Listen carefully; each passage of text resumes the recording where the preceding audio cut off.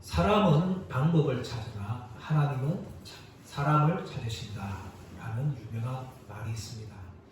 사람은 문제를 해결할 수 있는 방법을 찾아다닙니다. 그러나 하나님께서는 사람을 부르셔서 문제를 해결하십니다. 성경을 보시면 이 성경에 나오는 하나님 나라의 역사에 위기가 찾아올 때마다 하나님께서는 사람을 부르셨습니다. 인간들이 번성한 후에 이 땅에 온갖 악이 팽배하였습니다. 가득하였습니다. 그때 하나님께서는 노아를 부르시고 홍수 심판 전에 방주를 준비할 것을 말씀하셨습니다. 그리고 그 방주에 노아의 가족 8명을 태우심을 통하여서 홍수 심판 후에 새로운 역사를 하나님이 열어가셨습니다. 홍수 심판 후에 또 인간들은 하나님의 말씀에 불순종하여서 바벨이라는 곳에 이르러서 탑을 쌓았습니다. 그 탑을 쌓으면서 우리의 이름을 하늘 꼭대기에 내자 하면서 인간들은 하나님의 말씀에 정면으로 대항하면서 퍼져나가기를 거부하였고 바벨탑을 쌓았던 것입니다. 그때 하나님께서 은혜를 혼자 택하시고 그대로 흩으셨는데 그 이후에 하나님께서는 갈대아 우르에서 아브라함을 부르셔서 하나님 나라의 또 새로운 역사를 이어가셨고 아브라함에게 바다의 모래처럼 하늘의 별처럼 많은 후손들을 약속해 주었습니다. 그리고 그 약속이 이루어지고 있는데 이스라엘 백성들이 애굽 땅에서 노예로 고생하였습니다. 그때 하나님께서는 모세를 부르셔서 출애굽의 역사를 열으셨고 또 모세를 통하여서 광야 40년을 거쳐서 가나안 땅으로 하나님이 인도를 하셨습니다.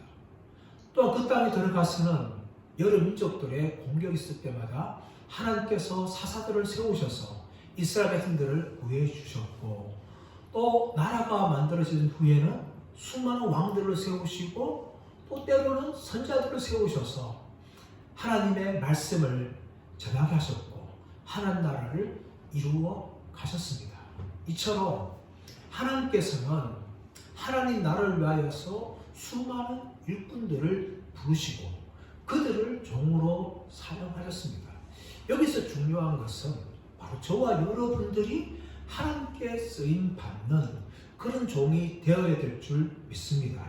너희는 먼저 그의 나라와 그의 의를 구하라. 그리하면 이 모든 것을 너희에게 더하시리라. 하나님이 말씀하셨는데 우리는 정말 하나님 나라와 의를 구하기는 보다는 정말 세상의 것들을 향하여서 무엇을 먹을까, 무엇을 입을까 하면서 염려하며 이방인처럼 살아갈 때가 많습니다. 이것은 우리를 구원하신 하나님의 소명과 너무나 동떨어진 삶입니다. 구원받기 전에는 이 땅의 것들을 위해서만 살았습니다. 하지만 구원받은 후에는 이 땅에 가서 어떻게 먹을까, 어떻게 입을까를 염려하는 것이 아니라 하나님 나라를 위해서 어떻게 살아갈 것인가가 고민하는 것이 바로 저와 여러분의 마땅히 생각이 되어야 될 줄 믿습니다. 그것을 위해서 하나님 우리를 구해 주셨고 지금도 우리를 하나님의 종으로 부르셔서 하나님이 사용하기를 원하신 것입니다.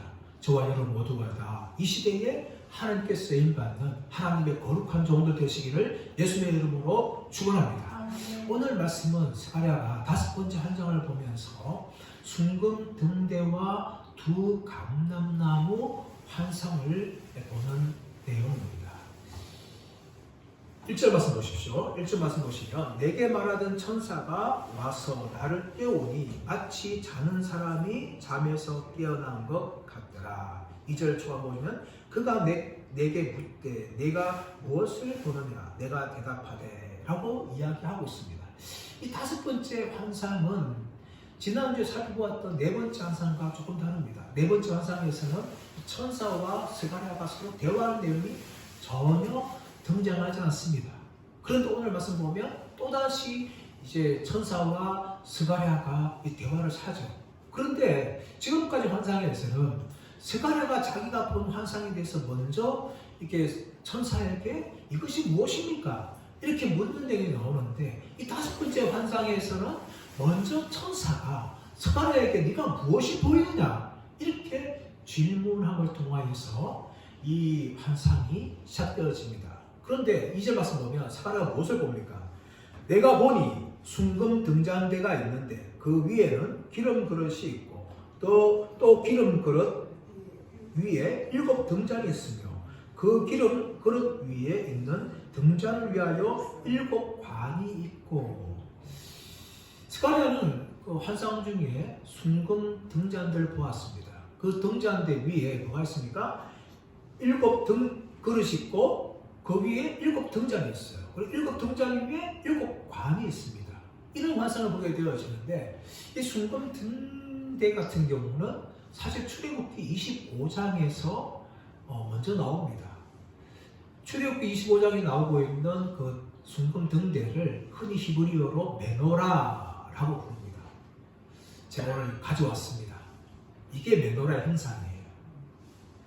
하나의 큰 줄기가 있는데 위쪽으로는 7가지가 있어요. 7개의 가지가 있고 또 올라가면 이게 이제 모양이 좀 그렇지만 살구 모양의 등잔대입니다. 그리고 그 위에 등잔이 있습니다. 이런 모양으로 이게 되어 있는 것이 메노라라고 부르는 이 성소 안에 있는 등잔대입니다. 이 등잔대는요 저녁에 켜고 아침에 끕니다. 그런데 이 등잔대에 쓰이는 기름이 올리브 기름이에요. 올리브 기름인데 이것을 백성들이 가져옵니다. 그리고 이 올리브 기름을 통하여서 이제 불을 붙이고 쓰는데 제사장들은 이것을 끄고 켤 때마다 향을 피웁니다. 향을 피우면서 하나님께 올려드리는데 이 등잔대를 저녁에 켜고 아침에 끄는데 밤새도록 제사장들은 이 등잔대에 불이 꺼지지 않도록 잘 지키는 것이 제사장의 사명이에요. 그리고 아침이 되어지면 이것을 끕니다. 이것이 출애굽기 25장에 나오고 있는 메노라는 이 순금 등대입니다.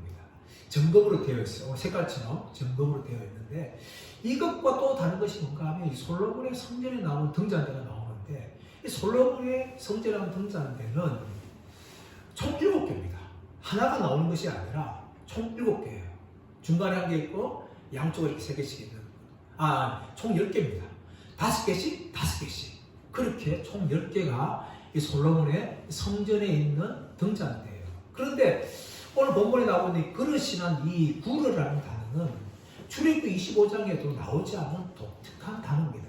그러므로 이 스가랴가 본 이 순금 등잔대의 환상은 출애굽기 25장에 나오고 있는 그 순금 등대나 또 솔로몬의 성전에 있던 그 등대와는 전혀 다른 내용입니다. 그래서 스가랴는 자기가 전혀 모르는 이 순금 등잔대의 환상을 보는 거예요. 그래서 천사한테 이것이 무엇입니까? 이렇게 묻죠. 3절 말씀 가보십시오. 자, 3절 말씀 보시면 그 등잔대 곁에 2 감람나무가 있는데 하나는 그 기름 그릇 오른쪽에 있고 하나는 그 왼쪽에 있나이다. 내게 말하는 천사에게 물어 이르되 내 주여 이것들이 무엇입니까? 라고 봅니다. 이게 순금 등잔대를 보았는데 또 환상 중에 뭐가 더 보이는가 하면 그 등잔대 양쪽으로 감람나무가 하나씩 있는 것을 스가랴가 보면서 천사한테 이것이 무엇입니까? 라고 묻습니다. 우리가 지난주에 말씀을 살펴보았는데 3장 10절에서는 포도나무와 무화과 나무를 보았어요.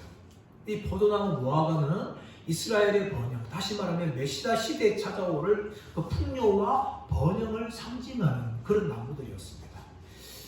그리고 오늘 말씀에 나오고 있는 이 감람나무는 포도나무와 무화과 나무와 함께 이스라엘의 3대 나무로 불리는 아주 아름다운 나무로 인정받는 것이 바로 이 감람나무예요.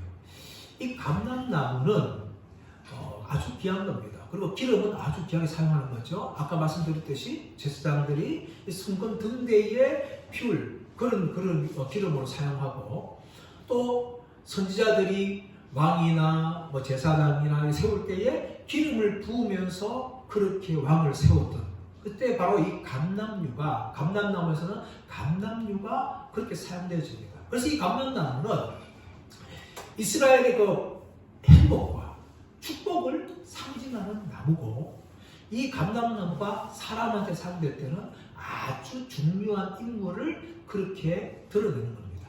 근데 이 감람나무가 순금 등대의 좌우에 있어요. 좌우에 있으면서 스가랴는 천사한테 이것이 도대체 무엇입니까? 그렇게 묻는 거죠.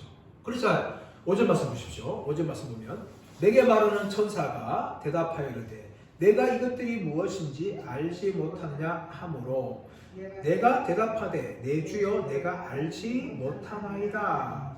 천사가 이 스가랴 물으면 그냥 이건 이런 뜻이다 라고 말하면 되는데 이 스가랴가 한 말이 뭐예요? 네가 이것을 알지 못하느냐 하면서 스가랴가 알지 못하는 것을 오히려 이상하게 여기는 질문이 또 나오는 거죠. 그렇지만 스가랴는 자기가 모르는 것을 모르기 때문에 내가 알지 못하나이다 라고 스가랴가 말합니다. 이 스가랴가 이게 묻는 거에 대한 사실 답이 어디 나오는가 하면 10절 말씀 나와요. 10절 말씀 보시면 이 일곱은 온 세상에 두루 다니는 여호와의 눈이다 라고 이야기합니다. 순금 등대를 보면서 두감날 보면서 이것이 무엇이냐 물었는데 이 일곱은 온 세상을 두루 다니는 여호와의 눈이다 라고 말합니다. 이 일곱이 뭡니까? 이 순금 등대 위에 있는 일곱 등잔과 그리고 일곱 관을 말합니다.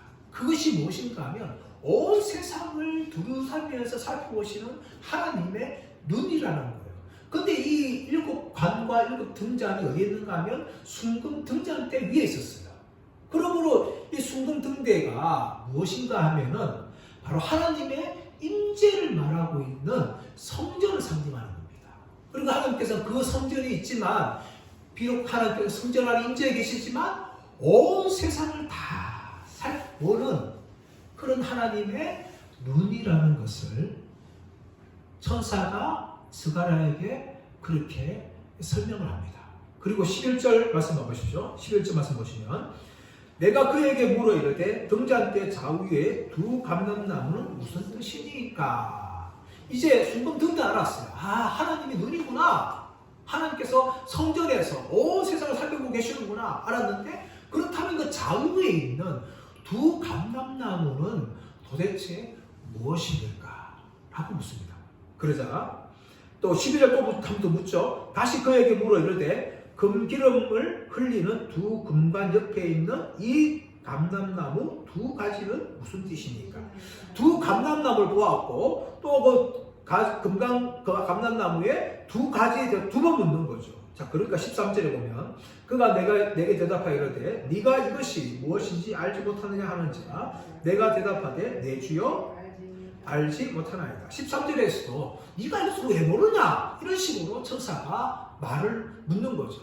그러나 정직하게 스가랴는 자신이 모르니까 내 주여 내가 알지 못하나이다 라고 말합니다. 그러자 14절 말씀 보면 이는 기름 부음 받은 자 둘이니 온 세상의 주 앞에 서 있는 자니라 라고 얘기합니다. 두 감람나무 가지가 누군가 하면은 기름 부음 받은 자라는 거예요. 기름 부음 받는다는 것은 누굽니까? 왕이나 제사장이나 선지자 이 사람들만 이스라엘 당시에 기름 부음 받았어요.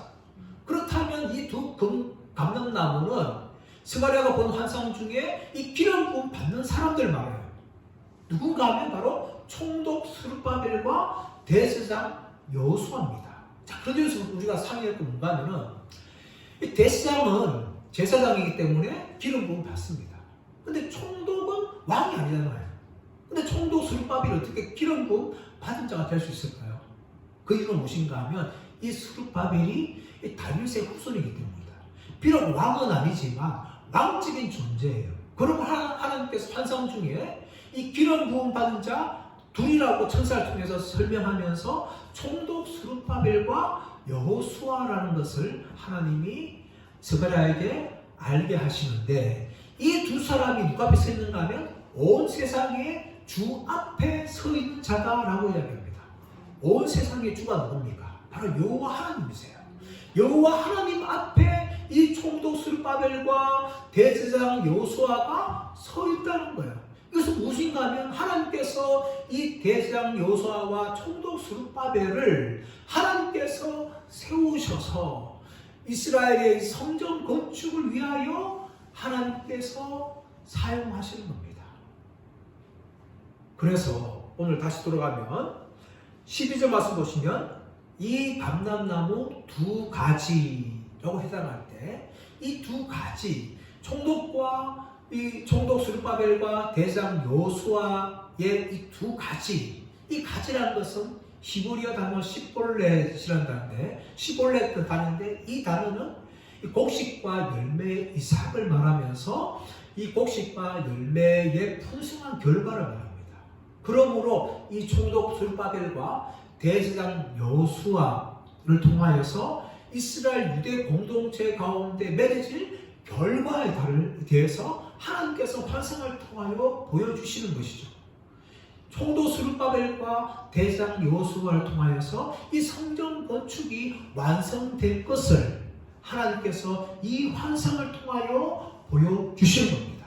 그런데 여기서 이제 보시면 6절에서 10절 말씀 보시면 분명히 하나님 앞에 총독 스룹바벨과 대제사장 여호수아가 서 있다면 6절 이하에서 10절 말씀의 중간 부분은 두 사람을 향한 말씀이 되어야 되는데 6절 10절 말씀 보시면 대제사장 여호수아는 전혀 언급되지 않고 총독 스룹바벨에게만 이 말씀이 주어지는 것을 우리가 볼 수 있습니다. 왜 그럴까요?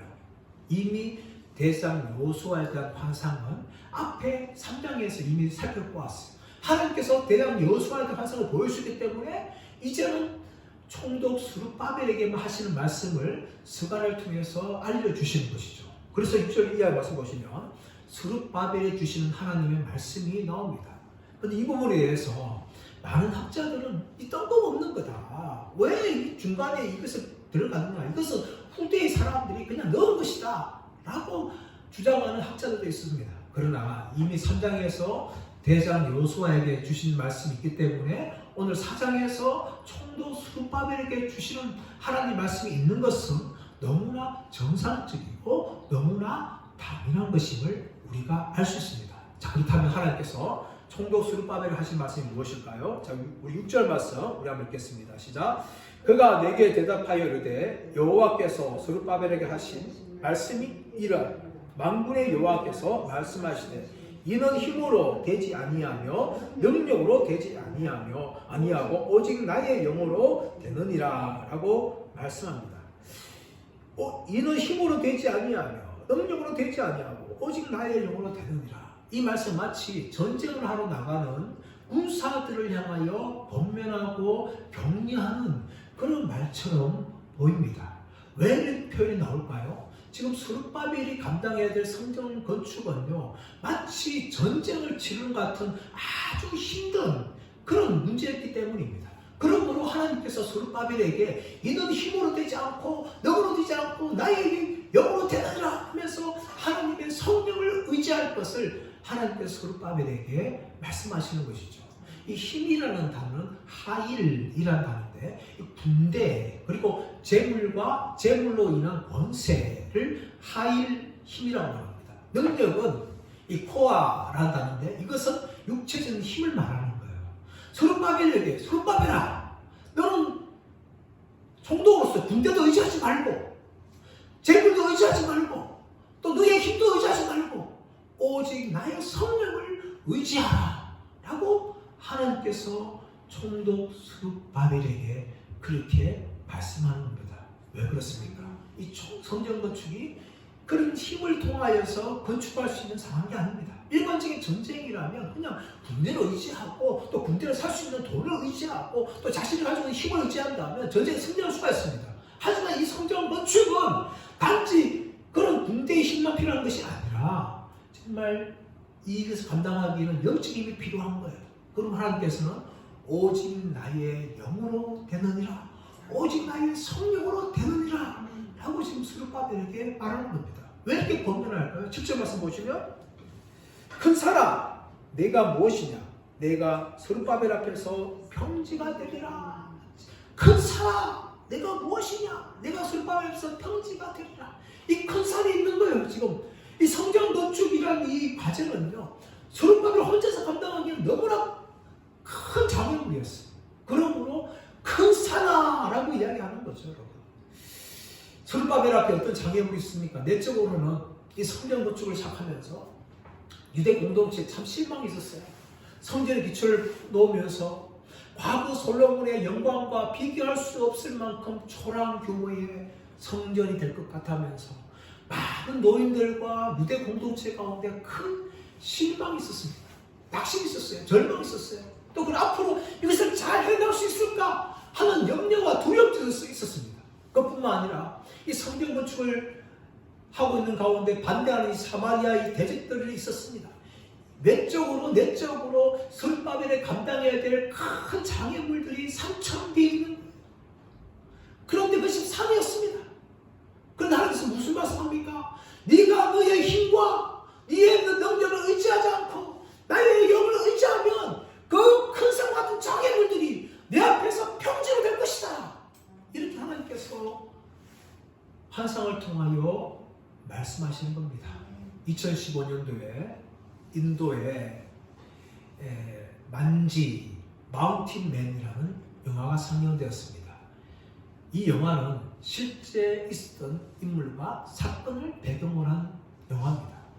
이 다스랏 만지라는 사람이 인도의 어느 마을에 있었는데 이 사람은 인도의 카스트 제도에 의하면 가장 밑에 하층 사람이었어요. 그래서 험한 산에서 늘 돌깨는 작업들을 했어요. 또 어느 날 결혼한 아내가 임신한 채 남편의 밥을 주기 위해서 산에 올라오다가 그만 산에서 미끄러졌어요. 아주 큰 부상을 입었어요. 그래서 이 만지라는 사람이 아내를 데리고 산을 넘어갈 수는 없잖아. 그 험한 산을 넘어갈 수 없어요. 부상자를 그것도. 그래서 산을 내려와서 산을 빙 둘러서 55km를 둘러서 멀리 있는 병원을 가야 됐습니다. 그렇게 힘들게 병원을 찾아왔는데 그만 아내는 병원에 도착하기도 전에 죽어버렸어요. 다행히도 그 안에 있는 아기는 무사히 출산할 수 있었지만 이 아내는 그만 죽어버렸습니다. 그 아내의 상을 치고 난 후에 이 다스란 만지 가운데 큰 고통이에요. 저 산도 없었더라도 내 아내가 죽지 않았을 것인데. 그런 이 산에 대한 분노의 마음이 있었어요.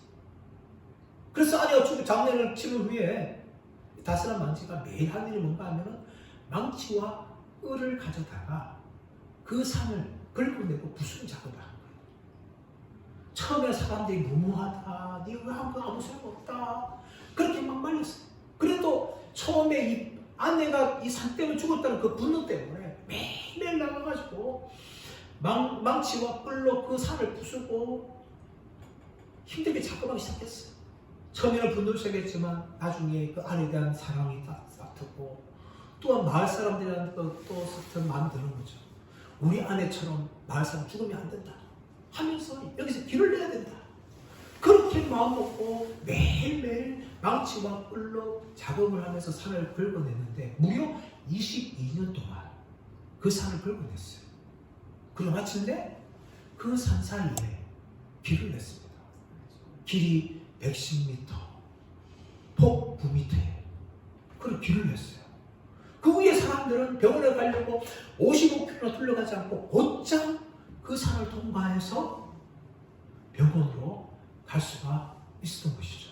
이 일이 인도 전역에 알려지면서 총리에게도 상을 받고 이 다스란 만지는 인도 우표에 나오는 사람이 되었어요. 그리고 이 사람의 이야기가 실제로 영화로 그렇게 만들어져서 많은 사람들을 감동케 하였습니다.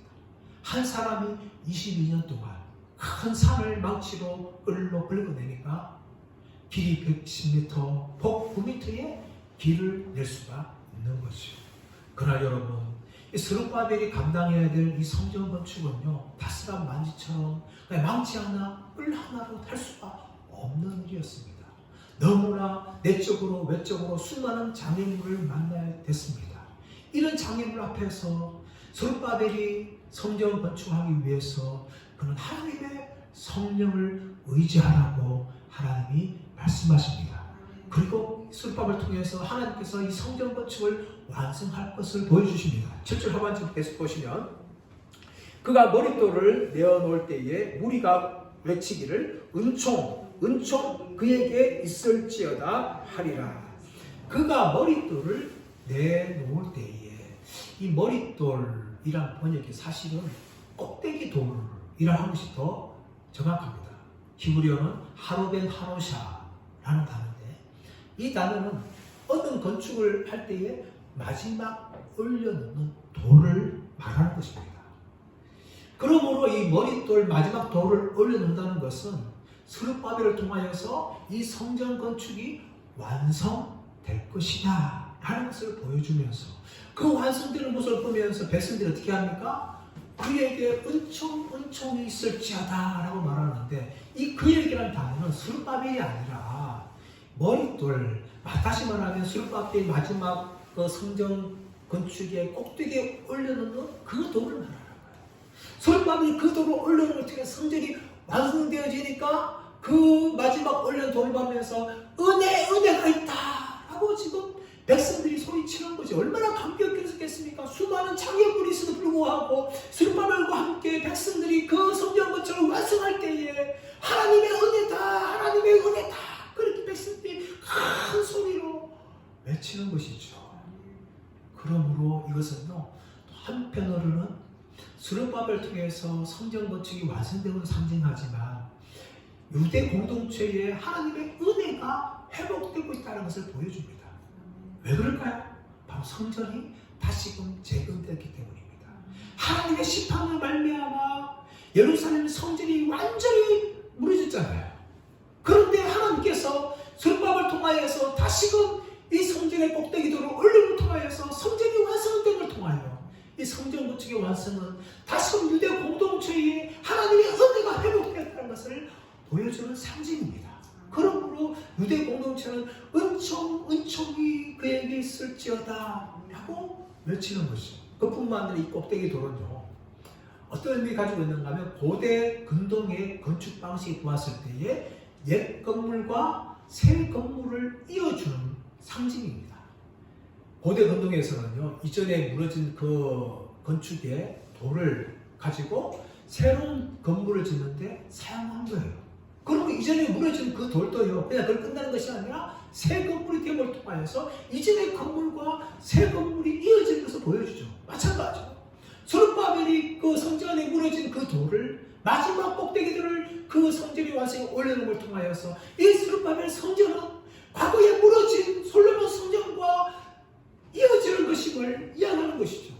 과거에 하나님의 심판을 말미암아 무너졌던 그 솔로몬 성전이 다시금 하나님의 은혜를 말미암아 이 스룹바벨 성전을 통하여 다시금 재건되었다는 걸 통하여서 유대 땅 가운데 하나님의 은혜가 여전히 우리를 향하여 있다는 것을 온 백성들이 자신들의 눈으로 보게 하는 상징이었다는 것입니다.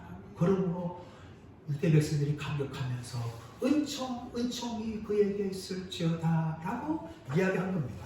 자, 8절 이하 말씀 보시면 여호와의 말씀이 또 임하여 이르시되 스룹바벨의 손이 이 성전을 기초를 놓았은즉 그의 손이 또한 그 일을 마치리라 하셨나니 만군의 여호와께서 나를 너희에게 보내신 줄을 네가 알리라 하셨느니라.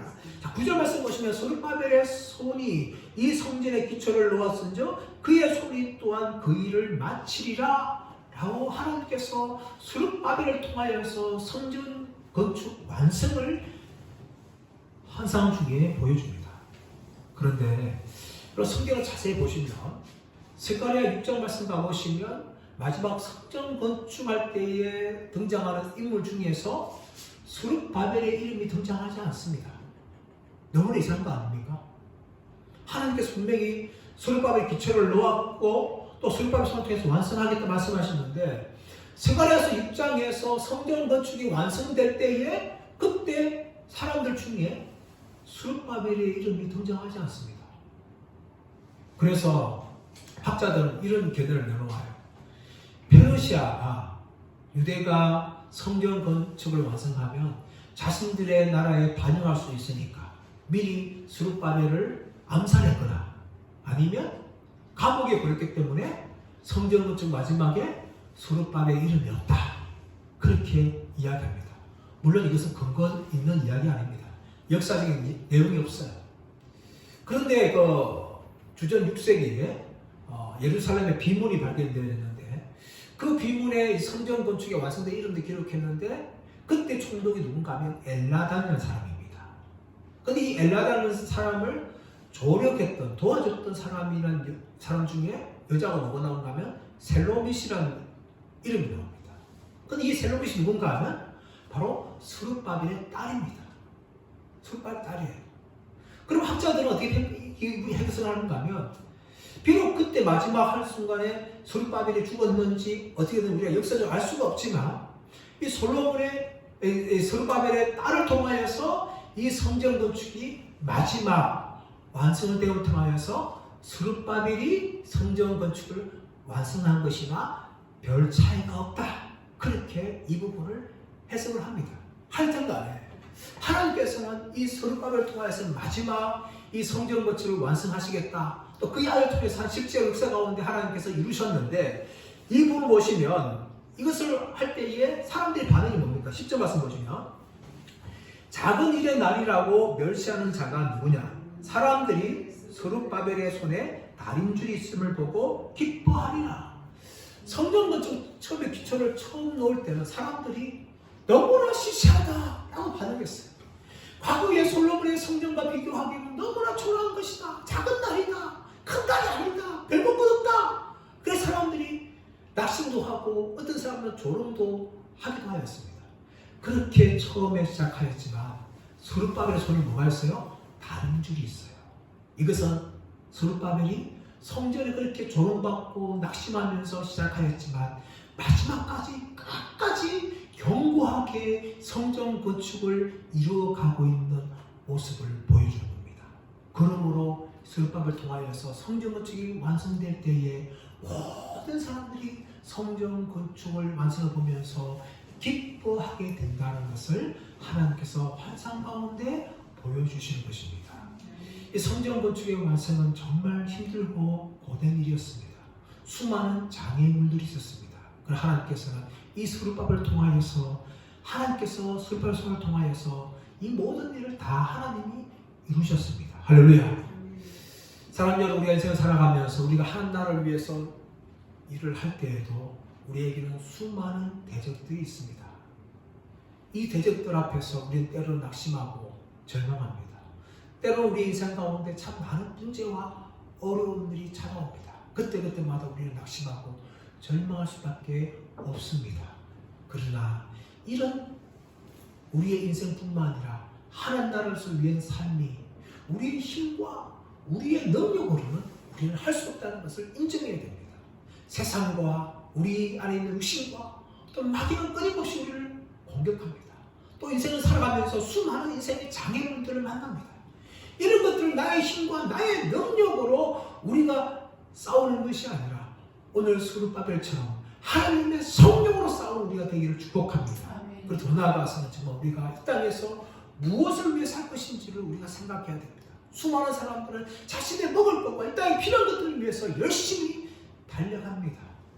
그러나 하나님께서는 스룹바벨과 여호수아를 온 세상의 주이신 하나님 앞에 세우시고 그들에게 기름을 부으셔서 하나님 나라를 위해서 일하게 하셨습니다.